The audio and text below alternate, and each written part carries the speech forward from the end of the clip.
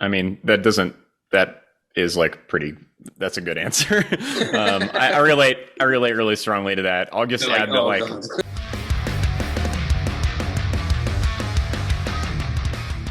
So I have the lovely Phil and Ben of Chemist with me here today. How are you guys?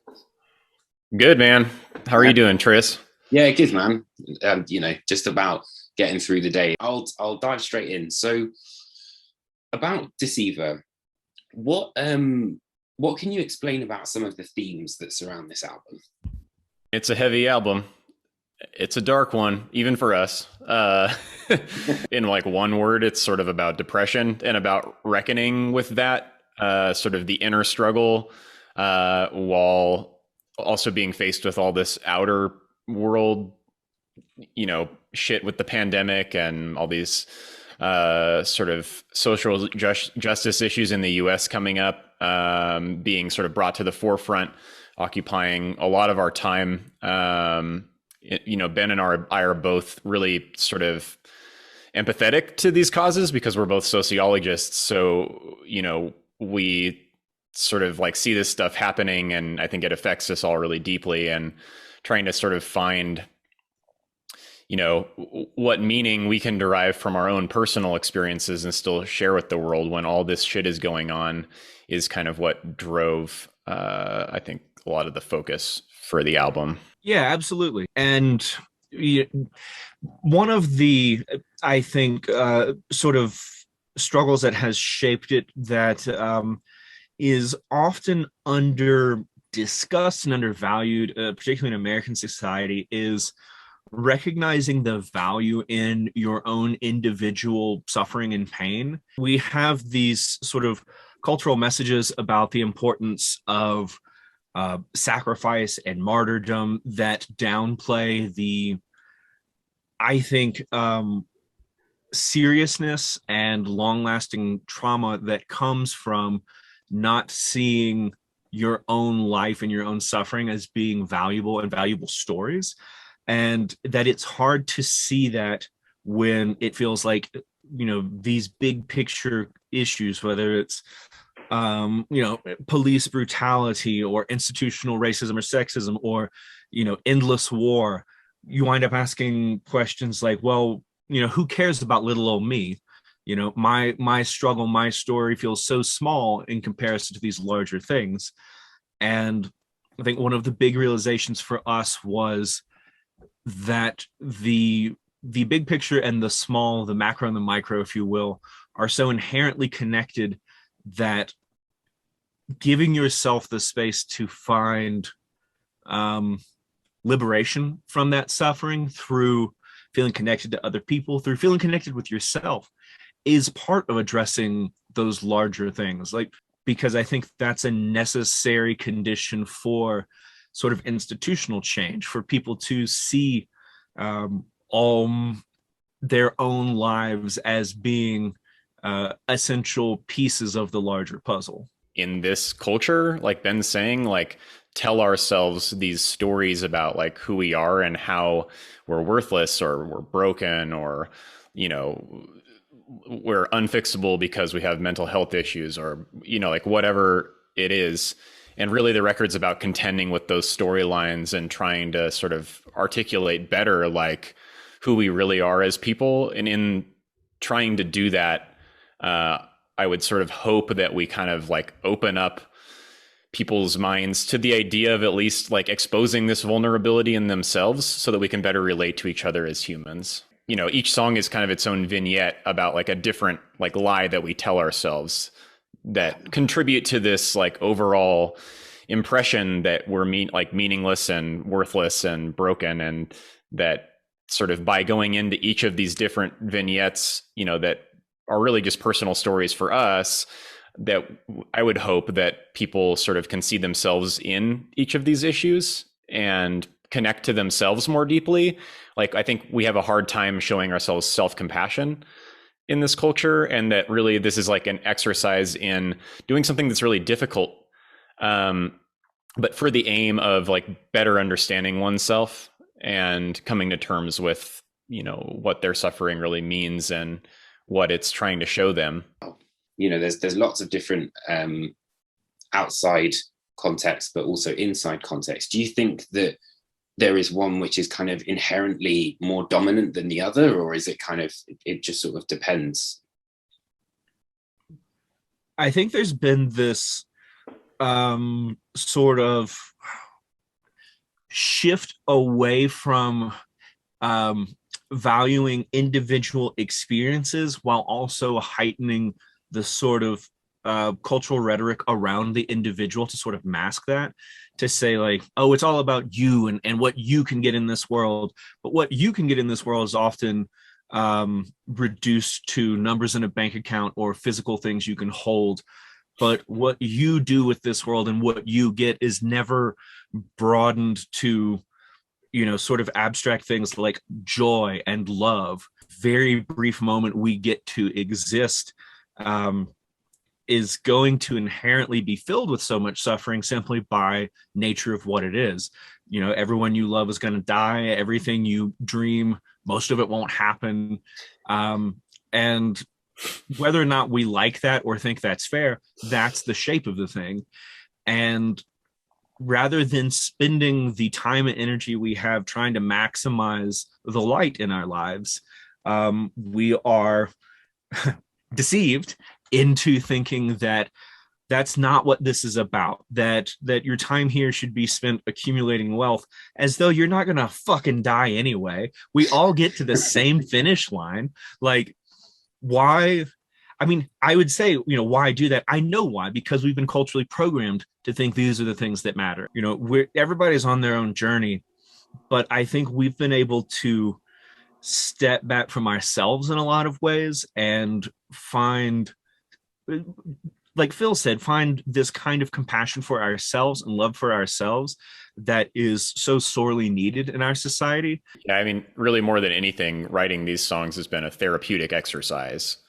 And like, it's really only after the fact and partially deliberate in trying to make, you know, like I hate when lyrics are like just completely autobiographical and like, you know, exactly what somebody's talking about. Like, oh, that time that this happened, you know, it's deliberate to not do that. And the idea with that is that people can sort of read into it their own experiences.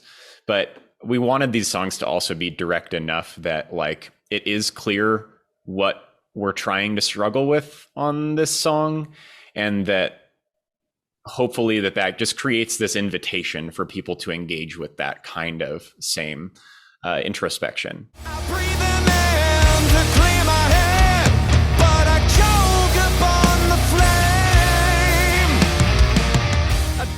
When you were writing the album and, you know, getting your material together, was that kind of thematically based off of your own experiences, and then they've kind of become this more meta sort of idea? We've always sort of been a like pretty like emotionally driven band, one that like uses their own experiences to try and inform the songwriting, because we want these albums to be an honest reflection of who we are at that point in time.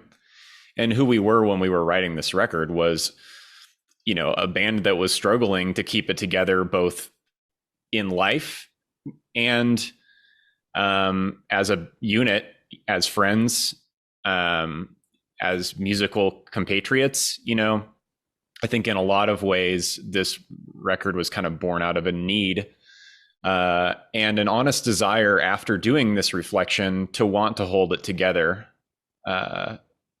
for those things. You know, each of those is an important part of the motivation to have created this music. Mm-hmm. And so really the stories that end up coming out are, you know, just like different vignettes from like the journaling process almost that like would have occurred throughout this time period. Sure, you guys are sick to death of talking about the pandemic, but was it exacerbated by the pandemic, or was this kind of something that was happening before that? Yeah, I mean, yeah. Yeah, I mean, yeah, all of this was there already. In many ways, the isolation that we enjoyed, I'll say, because of the pandemic, really forced us to confront these things in a way that left to our own devices, we probably wouldn't have, or at least wouldn't have in a timely enough fashion as to keep this band going and probably keep these relationships strong and healthy. Um, Being forced to ask yourself questions like, well, first of all, like, how am I doing? Which is a question we so rarely give ourselves a chance to honestly answer, and to be able to say, not great, not great at all. Everything hurts.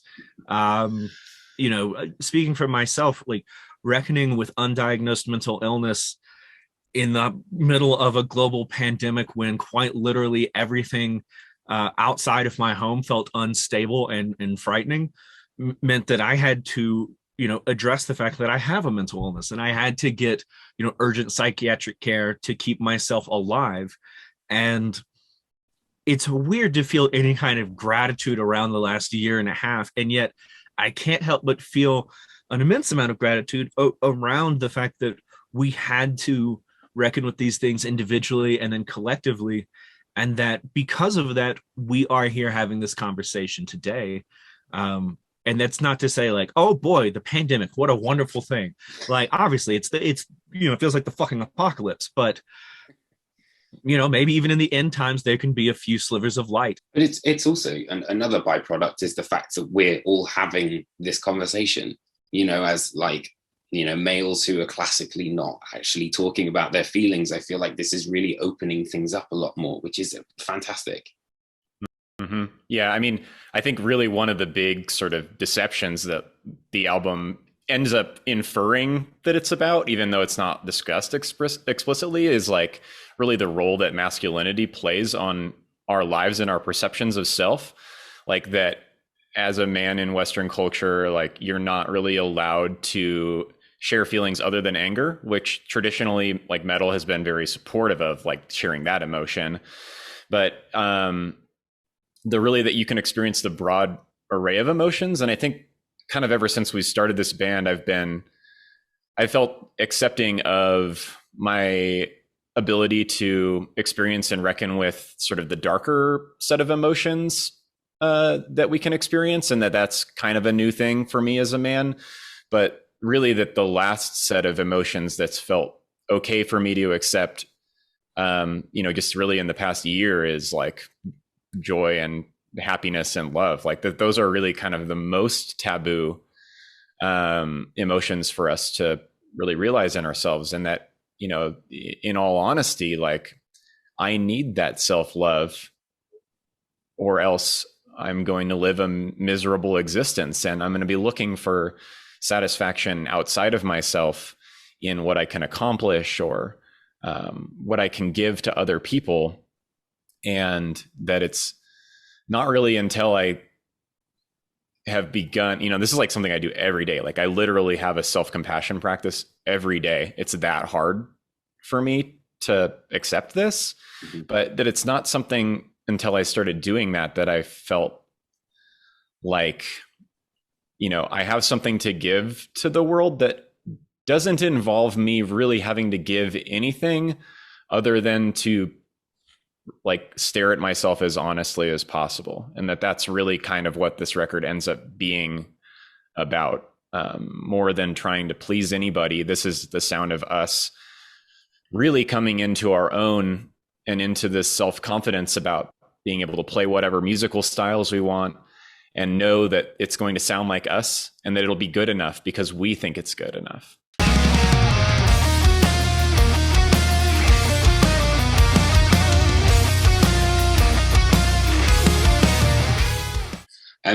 One of the things in the sort of bio that was supplied with the record was about that there's kind of like an allegory of Dante's Inferno.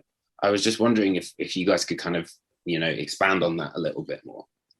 I had just finished rereading Dante's, Descent, and I was kind of struck by the fact that like the language in that epic poem is very like stark and relatively unpoetic, and that it's not really hiding like a whole lot of hidden meaning behind the words that you're reading. And that was something that I decided like emotionally made sense to do with the lyrics for this album, because I wanted it to be a little bit more direct. And I think Ben was in the same headspace with this, where like we didn't feel like we had to hide behind quite as many layers of like metaphor for the themes that were being discussed here, and that in fact that would actually go against sort of what we were trying to communicate. On the first song, you kind of get like a literal descent into like a personal hell. Yeah. At the end, you know, like I'm saying, like I cast aside the shroud to reveal what's underneath. The ground beneath me is churning. This is like the opening of the gate to hell. And then the rest of the album is like kind of climbing out of these different layers of hell that are all related to these different stories that keep us less than human and less than what we deserve to be, until at the end you finally like almost reach like the lip of coming out of it again, but like don't quite, you know, and that's kind of the best that we could hope for, really, like to be honest with ourselves at that moment. I wanted to ask you guys, first off, where's the old guy? He's been on every single cover and I can't see him. He's there. He might not be as far away as you think he is. I mean, yeah. Maybe. Who's to say? Maybe. Yeah. It's an open question. It is. It's supposed to be. And like, if you spend enough time, pick up like a copy of the record once you have it, and spend some time looking at everything that's included, and look at the past album covers. And I think like the story will begin to make sense, and it might become clearer sort of where this fits into the narrative and who you're looking at. First time either of us have talked about the sort of concept of the album as being fun, because like we're mostly talking about the darkness that has informed it. But yeah, you know, and we always hesitate to over explain the album covers simply because there's something I think really beautiful about people being able to sort of craft their own story. And, you know, like, who are we to say that, you know, the number of, you know, eyeballs you see on the cover isn't related to the number of guitar solos, or, you know, whatever it is. We say, you know, we like to leave it a little bit open to interpretation. Of delving back into the darkness a little bit. But how would you say that, how did Deceiver pull you both out of the darkness in its creation and its writing? I think for me, so much of it can be sort of summed up in the experience I had when Nuclear Blast sent us our personal copies of the vinyl. But I got the package and I opened it up, and I was just totally overwhelmed by, you know, not only how amazing it looked and, you know, how cool the vinyl color is, but also that for the first time, not just with this band, but in my life, holding the manifestation of what I'd been working on was enough. It wasn't about, oh, you know, what is this going to lead to next? We are so often not only encouraged, but required to answer the question of, well, what's next? What's next? What's next? Like, fuck, this is it. Like, there is no guarantee that anything comes next, but holding that album and looking at it and being like, this is what I did with my brothers. We made this thing and we crafted it from the hardest experiences of our lives. And I looked over at my wife and I said, I don't know if I'm supposed to cry or, you know, shout with joy, very much speaking to what Phil had described, you know, men and emotions and struggling with them. And she said, why not both? And so I did. For like 2 straight minutes, I just wept. And then it's just like it snapped and I went, hell yeah, because, you know, I'm Southern, so the accent came out. But it was this sort of, you know, wide range of emotions condensed into 90 seconds as I'm holding the physical manifestation of not just the last year and a half, but in many ways, the manifestation of, you know, trauma from all of our lives. And it just reaffirmed the necessity in my mind of treating music as something special and sacred that you get to do with people that you care about and respect, and that you can't let it become routinized and mechanical. It can't feel like a 9-to-5 job or you've done something wrong. Mm-hmm. And that all was just really highlighted in that moment for me. Wow. I mean, that is like that's a good answer. I relate really strongly to that. I'll just add that like there's like multiple times in the making of this album when some step was finished where I just like wept. And it like really felt like I was letting go of these things. Like there's something about physically creating some monument to something that you've struggled with, you know, your whole life, that like once it is freed from you and it's physically encapsulated in something else and other people begin to add their own artistic sort of, you know, like their own sort of lens to the thing that you've created. And when it's sort of literally taken out of your hands and becomes part of the collective conscious, it's so liberating to have those things go.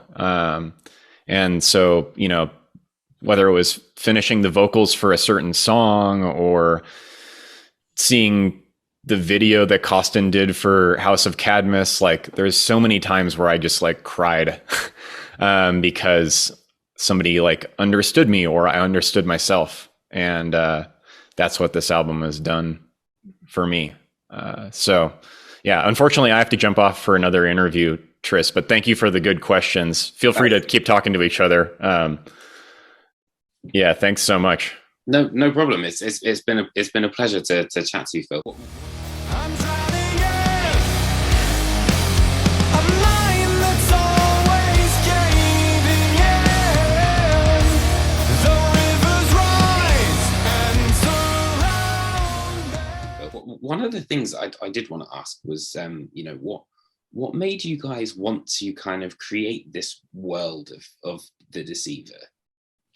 Not to make it too mystical, but to say that we wanted to almost implies that we had a choice. And you know, at the heart of Khemmis has always been this belief that if we are honest in what we do, then we're doing the work correctly. And I truly believe that any and all success we've enjoyed to this point has been because we always try to write music and, if you will, like create an experience that we believe in and that we find compelling. And so this really was a matter of, if we're going to adhere to that and we're going to continue to make the music that not only like reflects our lives, but like is something we would want to hear. I would want to hear someone speak to these experiences, I think anyway, but especially given the context. I mean, the kind of music that I was, you know, drawn to over the last year and a half was really any kind of music, regardless of style, that reminded me that we aren't alone.